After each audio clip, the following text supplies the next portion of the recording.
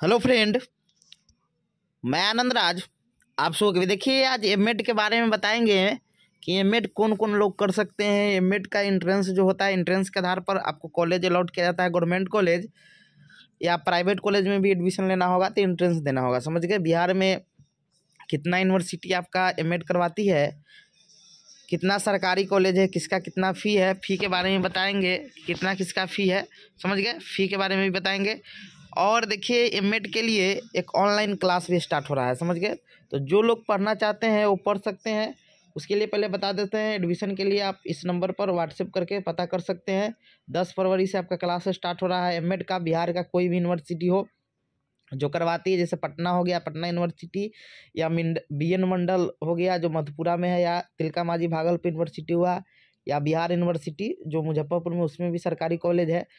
समझे। या पाटलिपुत्रा जो भी करवाती है तो 9576002401 पर आप व्हाट्सएप करके आप पता कर सकते हैं। कुछ पेमेंट करके ऑनलाइन आपका क्लास करवाया 10 फरवरी 2023 से स्टार्ट हो रहा है। समझ गए।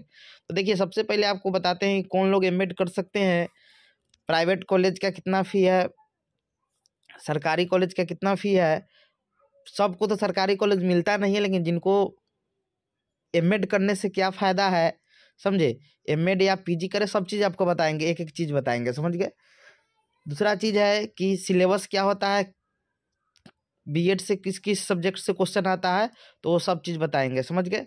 तो आइए स्टार्ट करते हैं हम। देखिए सबसे पहले आपको बता देते हैं कि इसका पात्रता क्या है, मतलब कौन कौन फॉर्म भर सकते हैं, कौन कौन लोग। देखिए इसका फॉर्म 2 लोग भर सकते हैं। समझ गए। जो लोग बीएड किए होंगे या जो लोग डीएलएड किए होंगे ग्रेजुएशन के साथ, वो लोग फॉर्म भर सकते हैं। देखिए यहाँ लिखा भी है कि 50% अंक के साथ बीएड होना चाहिए, या आपका बीए प्लस बीएड होना चाहिए, बीएससी बीएड जो भी चल रहा है इंटीग्रेटेड, या आप डीएलएड से डीएलएड किए हो और आपका स्नातक हो। स्नातक मतलब ग्रेजुएशन हो, ग्रेजुएशन 50% अंक के साथ है तो आप क्या कर सकते हैं कि एमएड कर सकते हैं। समझ गए। सबसे पहला योग्यता तो ये हो गया कि आपके पास बीएड होना चाहिए, और क्या होना चाहिए, बीएड।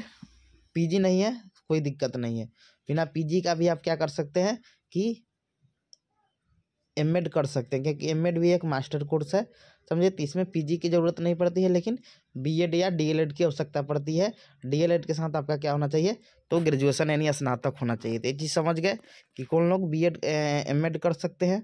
जो लोग को क्या होना चाहिए, बीएड होना चाहिए, और क्या होना चाहिए यहाँ पर डीएलएड के साथ ग्रेजुएशन होना चाहिए। दूसरा चीज़ बताते हैं कि देखिए बिहार में जितना भी यूनिवर्सिटी है सब इंट्रेंस एग्जाम कर दिया। पहले था कि बीएड के नंबर के आधार पर एडमिशन होता था, लेकिन अब से क्या हो गया है कि 2020 से ही लगा, 2020 से नियम आया है कि अब जितना भी है सब इंट्रेंस होगा। यूनिवर्सिटी एग्जाम लेते ही, जैसे बीएड का भी इंट्रेंस, जैसे नोडल एगो यूनिवर्सिटी बनता है, जैसे ललित नारायण मिथिला यूनिवर्सिटी इस बार भी बना है, तो उसमें कोई स्पेशल यूनिवर्सिटी अपना मतलब जो, जैसे मान लीजिए बिहार यूनिवर्सिटी में 3 कॉलेज है, तो तीनों कॉलेज का Bihar university entrance exam conduct करवाएगी।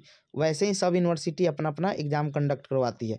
तो बिहार में कितना यूनिवर्सिटी एमएड करवाती है, तो देखिए किसमें सरकारी कॉलेज है, तो पटना यूनिवर्सिटी में गवर्नमेंट कॉलेज है, उसका फ़ी बहुत कम है, आपका बहुत कम, न्यूनतम समझिए फ्री में, इतना समझिए। समझ उसका फ़ी भी बताएंगे कितना है नीचा। पटना यूनिवर्सिटी हो गया जिसमें सरकारी कॉलेज मतलब पहले कौन कौन करवाती है, पाटलिपुत्रा भी करवाती है, वीर कुंवर सिंह यूनिवर्सिटी भी करवाती है, पाटलिपुत्रा भी करवाती है, फिर वीर कुंवर सिंह है, वीर कुंवर सिंह यूनिवर्सिटी ये भी करवाती है। समझे। किसमें सरकारी है प्राइवेट सब बताएंगे। उसके बाद आपका बीएन मंडल है वो भी करवाती है, बीएनएमयू। उसके बाद तिलका मांझी भागलपुर यूनिवर्सिटी है वो भी करवाती है, भागलपुर यूनिवर्सिटी। फिर बिहार यूनिवर्सिटी है वो भी करवाती है। समझे। ये आपका, उसके बाद आपका ललित नारायण मिथिला यूनिवर्सिटी भी है। समझ गए। इतना यूनिवर्सिटी है जो आपका बी एमएड करवाती है। समझ गए। अब देखिए एक चीज़ आपको बताते हैं। देखिए पटना यूनिवर्सिटी जो है इसका एक ही कॉलेज है, 50 सीट है सिर्फ। समझिए। बिहार में जितना भी कॉलेज है, समझे, एक आर्यभट्ट नॉलेज यूनिवर्सिटी वो भी करवाती है, एक यू। समझ गए। आर्यभट्ट नॉलेज यूनिवर्सिटी भी आपका क्या करवाती है कि एमएड करवाती है। देखिए पटना यूनिवर्सिटी में एक ही कॉलेज है, समझ गए, वो एमएड करवाती है। पाटलिपुत्रा में प्राइवेट कॉलेज है, सरकारी कॉलेज इसमें होगा एक सरकारी कॉलेज जिसमें भी है। समझ गए। वीर कुंवर सिंह में प्राइवेट कॉलेज है, ये भी करवाती है। BN मंडल में आपका सिटी सहरसा है जो सरकारी कॉलेज है, समझ गए। फिर आपका तिलका मांझी में भी एक सरकारी कॉलेज है जो भागलपुर में है। बिहार यूनिवर्सिटी में तुर्की हो गया। मिथिला यूनिवर्सिटी में आपका सिटी है लेकिन वो नहीं करवाता है, समझ गए। वो इसमें प्राइवेट कॉलेज है, समझ गए। AQ में भी आपका प्राइवेट है। अब देखिए कुछ चीज़ आपको बताते हैं, ये तो हो गया।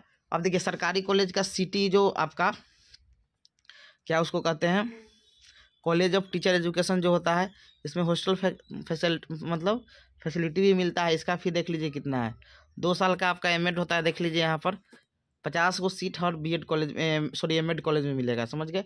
ड्यूरेशन 2 ईयर हो गया, 4 सेमेस्टर में, यहाँ सेमेस्टर एग्जाम होता है, सेमेस्टर वाइज एग्जाम होगा, समझ गए। फी स्ट्रक्चर देख लीजिए कितना है आपका। तो देखिए फी स्ट्रक्चर जो है आपका जनरल BC और EBC इसका 13,000 फर्स्ट ईयर में लगेगा और सेकेंड ईयर में आपका 12,500 रुपया, समझ गए। 12,500 रुपया सेकेंड ईयर में, फर्स्ट ईयर में आपका 13,500 रुपया। SC ST दिव्यांग के लिए है आपका 6,750 रुपया और सेकेंड ईयर में 6,250 रुपया, समझ गए। तो ये आपका फी है किसका। तो यानी कहने का मतलब क्या हो गया कि 26,000 है जनरल BC और EBC का, और SC ST दिव्यांग का आपका कितना है, तो इसका आपका 13,000 रुपया है, समझ गए, दोनों साल का। देख लीजिए कितना फी है एमएड का। अब देखिए एक और चीज़ आपको बताते हैं कि ये चीज़ हो गया। अब कौन कौन सब्जेक्ट से क्वेश्चन आता है, तो देख लीजिए कौन कौन सब्जेक्ट से क्वेश्चन आपका आता है।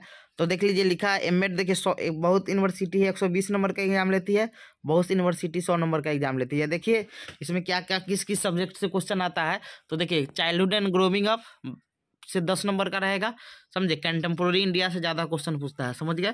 कंटेम्प्रोरी इंडियन एजुकेशन से आपका 20 नंबर का रहता है।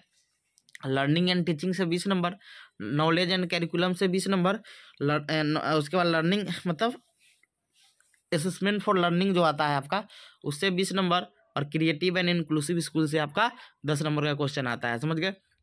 अब देखिए इसमें एक्स्ट्रा कुछ क्या पूछता है, ये तो हो गया, लेकिन एक्स्ट्रा भी कुछ क्वेश्चन आता है। कंप्यूटर से कुछ क्वेश्चन रहेगा, समझ गए, 1-2 क्वेश्चन रहता है। रिसर्च से क्वेश्चन 1-2 को मिलेगा आपका। फिर GK GS से भी कुछ क्वेश्चन रहता है, समझे। यानी मान लीजिए 10-12 नंबर का ये भी पूछता है, इसी में से कम करके पूछता है, समझ गए। ये knowledge and curriculum 10 he number का पूछता है, 10 नंबर का कंप्यूटर वगैरह पूछता है, GK GS पूछता है, समझ गए। इंग्लिश से क्वेश्चन नहीं रहता है, इंग्लिश से क्वेश्चन इसमें नहीं रहता है। आपका रीजनिंग 1-2 को, रीजनिंग मैथ भी 2-3 नंबर का पूछता है, तो वो हल्का हल्का रहता है, वो आराम से आप बना दीजिएगा, समझ गए। तो इतना आपका सिलेबस हो गया, समझ गए। ये चीज़ आप समझ गए होंगे कि ये चीज़ आपका सिलेबस हो गया कि इतना इतना से क्वेश्चन आता है, समझ गए। एक और चीज़ आपको हम बताते हैं कि जो आपका एमएड होता है, समझे, इसमें सरकारी कॉलेज में तो रेगुलर क्लास करना पड़ेगा, क्योंकि फ़ी कम है तो क्लास तो करना ही पड़ेगा, समझ ही रहे हैं। सरकारी कॉलेज में आपको रेगुलर क्लास करना पड़ेगा, ऐसा मतलब जो उसका वर्क होता है उसमें आपको भाग लेना होगा। आप चलिए उस चीज़ बताते हैं कि एमएड करने से क्या फ़ायदा। देखिए एमएड कर लीजिएगा ना तो भूखे नहीं मरिएगा, क्योंकि इतना ना बीएड कॉलेज है आपका, प्राइवेट से कहीं कहीं हो ही जाएगा, मतलब कर लीजिएगा। और नेट निकल जाएगा तो गवर्नमेंट में डायरेक्ट में PTC इस सब में या सिटी में आपका बहाली होगा। BPSC एग्जाम लेती है प्रोफेसर, असिस्टेंट प्रोफेसर का, तो उसमें हो गया तो ज़िंदगी ही बदल जाएगा, समझ गए। तो कहने का मतलब ये हुआ कि भीड़ इधर कम है आपका एजुकेशन के क्षेत्र में। नेट भी एजुकेशन से आराम से निकल जाएगा। आप बीएड में अच्छा पढ़वे किए होंगे, एमएड में अच्छा पढ़वे कीजिएगा तो नेट भी निकल ही जाएगा। तो इधर भीड़ कम है आपका, एमएड कर लीजिएगा जल्दी। देखिए PG कीजिएगा तो देखिए अब 2 ऑप्शन बहुत आदमी के पास है कि PG करे कि एमएड करे, समझ गए। अब देखिए वो चीज़ आपको बताते हैं। देखिए अब स्टेट के लिए आपका PG होना जरूरी है, एमएड से कोई मतलब नहीं है। तो जो लोग चाहते हैं कि हमको +2 का टीचर बनना है, समझ गए, तो वो लोग PG कीजिए। जो लोग चाहते हैं कि थोड़ा लेट से हमको जॉब हो और अच्छा जॉब हो तो एमएड कीजिए, क्योंकि इधर भीड़ नहीं है। PG कर, हाँ एक और चीज़ है, PG तो आपको करना ही है, बिना PG का भी जॉब नहीं हो सकता है आपका असिस्टेंट प्रोफेसर में।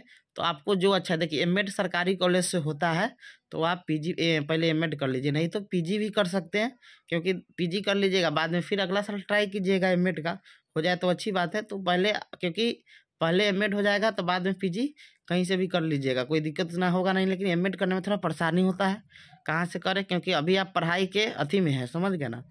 जैसे कहने का मतलब हुआ कि बीएड के बाद एमएड कर लीजिएगा ना, तो वही चीज़ पढ़ना है, उसके बाद जस्ट नेट का एग्जाम अपेयरिंग में दे सकते हैं, तो नेट निकलने का चांस ज़्यादा रहता है।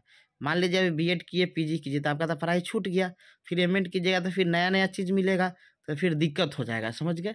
तो सरकारी कॉलेज से एमएड हो रहा है तो एमएड कर लीजिए, नहीं तो पीजी कर लीजिए, स्टेट में भी काम देगा, समझ गए।